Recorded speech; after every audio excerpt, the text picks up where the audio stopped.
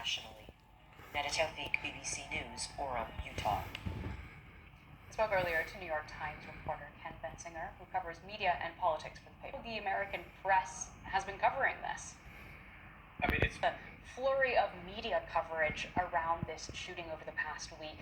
What has stood out to you about how the American press has been covering this? It's pretty remarkable to see the kind of coverage, wall-to-wall, 24-hour-a-day coverage of this in a way you really only know was well-known, but perhaps not that well-known prior to the unfortunate events of this week. So that's been really, it stood out to me.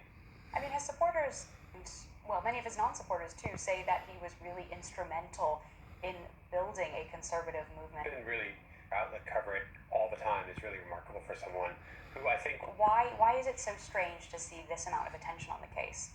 Well, I'm not, by no means am I diminishing his relevance. He was extremely relevant. But when we see this kind of coverage, we're talking about because a president or a governor or something in this country, was killed, and this is a non-elected official. So my remark was only that it is to see sort of how important his passing has been to so many people is a bit surprising, I think, just because I don't think Kirk was necessarily a household name in most American households. He is, of course, now.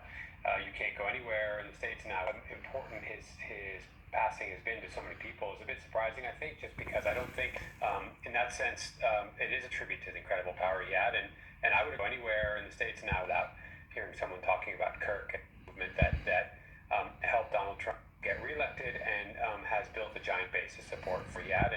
And I would agree with your statement that he is someone who played a huge role in building, and that's all really people are thinking about right now. So, while also making very clear the politics that he stood for.